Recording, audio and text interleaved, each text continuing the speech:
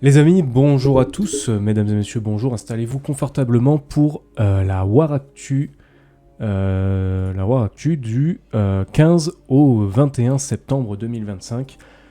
Comme d'habitude, on va commencer par Warhammer Community, et puis ensuite on verra un peu les sorties YouTube. Si vous ne me connaissez pas, eh bien écoutez, c'est le moment de me follow, et comme ça vous avez l'actualité toutes les semaines, plus d'autres vidéos. Pour commencer, sur Warhammer Community, on nous a teasé deux champions, un de AOS ou je ne sais plus, mais en tout cas, nous, ce qui nous intéresse, c'est Warhammer 40 000. Et on nous tease un petit champion Space Marine Jump Pack avec marteau tonnerre et bouclier. Et je vous avoue qu'en tant que joueur Blood Angel, je crois que celui-là, il va me le falloir. Parce que ça en Blood Angel, c'est pépite. Voilà, une très belle figurine, hein, rien à dire de plus, magnifique, incroyable. J'ai hâte de la voir et de la peindre. En live, bien sûr. Ensuite, qu'est-ce qu'on a? On a la sortie des bouquins. Alors au niveau de la Black Library, ils nous ont sorti 3 tomes sur Yarick. Incroyable, j'aimerais beaucoup. Je need. Le problème c'est que je n'ai pas budget illimité, malheureusement, mais j'adorerais. Un bouquin sur Krieg, mais oui, mais vous verrez ce qu'ils nous ont prévu sur Krieg. Moi qui suis grand fan de Krieg, juste après les Blood Angels, je jouerai Krieg, voilà. Un bouquin, donc là ils sont très Astra Militarum, hein, là on est dans l'Astra, un bouquin Démolisher, et celui-ci Vagabond Squadron, qui a l'air aussi incroyable. Voilà, donc côté roman, si vous aimez l'Astra Militarum, mais alors vous êtes gâtés. Ensuite ici nous avons encore un truc sur la data slate qui est sorti, voilà, de très beaux artworks, si je puis dire. Mais voilà, c'est encore sur la data slate qui vient de sortir, et en fait ça vous permet, si vous voyez ici, de la télécharger et de la lire vous-même. Ensuite sur les Imperial Knights, on a un petit explicatif sur les Imperial Knights, un peu de lore, un peu d'images, tout ça, mais on va pas s'attarder dessus parce que je reçois bientôt le codex, et forcément on en parlera en vidéo. Et là, les amis, la sortie de 2 nouvelles Combat Patrol. Une Combat Patrol Harlequin. Moi, Harlequin, j'adore. J'adore parce qu'en termes de peinture, quand vous êtes peintre, Harlequin, c'est incroyable. On a ici une petite troupe, 2 motos et 2, je sais plus comment ça s'appelle, des Vipers.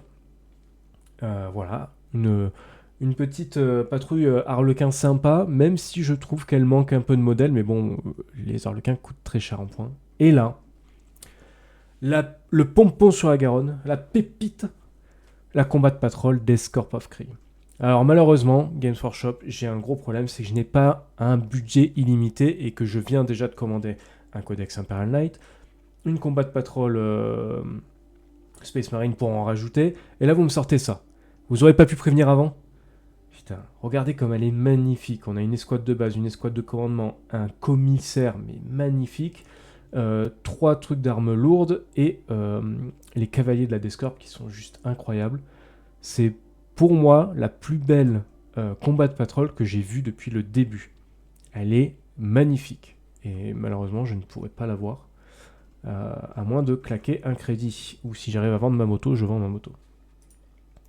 Voilà pour les sorties Warhammer Community. Maintenant, on va regarder un petit peu les sorties YouTube. Du côté de Heavy, de chez French Wargame Studio, hein, je pense que tout le monde le connaît, on a 2 rapports de bataille bien sympas. Les nouveaux chevaliers gris contre les Thousand Sons. Et ici, on a l'Imperial Knight contre du Custodes. Bon, comme toujours, c'est génial, hein, comme toutes les vidéos que font French Wargame Studio, que fait Heavy. Et ici, on a encore une fois une vidéo qui parle de l'équilibrage de la data slate, des nerfs et des différentes choses qui ont été dites, avec Per Castor, actuel capitaine de l'équipe Warhammer 40 000, de l'équipe de France. Donc voilà, je vous invite à aller la regarder. Comme vous pouvez le voir, je l'ai bouffé intégralement, j'ai adoré.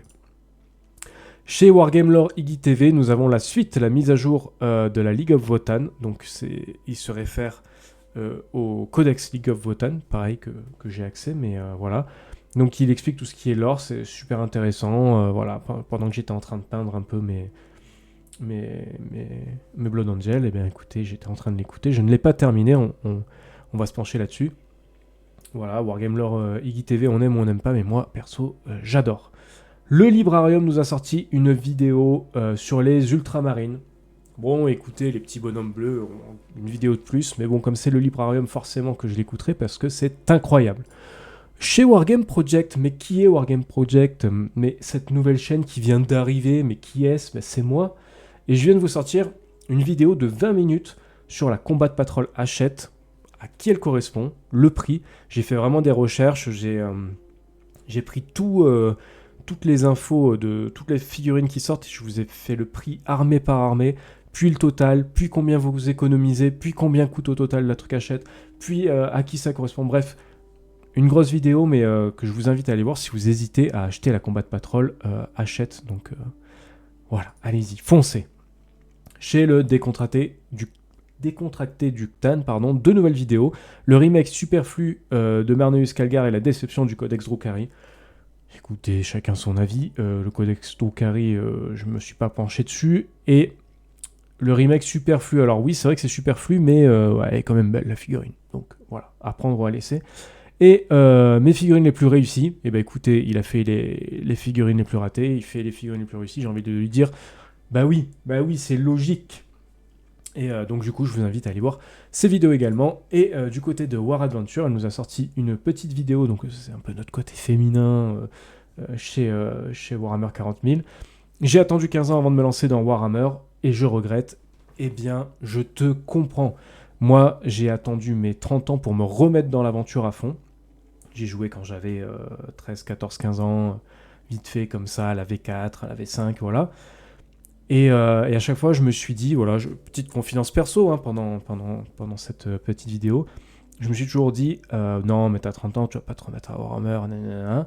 Et avec la V10, j'ai dit, mais j'en ai rien à foutre de ce que les gens y pensent. J'adore ça, j'adore cet univers, je l'ai toujours suivi, alors je fonce. Et c'est ce que je fais, puisque maintenant je fais même des vidéos. Voilà pour l'actualité. Si ça vous a plu, n'hésitez pas à mettre un petit pouce bleu et à liker la vidéo. Je vous dis à très bientôt pour en fait, dans une semaine, parce que c'est toutes les semaines. C'est l'actualité de la semaine, en fait, de Warhammer 40 000. Donc je vous dis à dans une semaine. Ciao, à bientôt.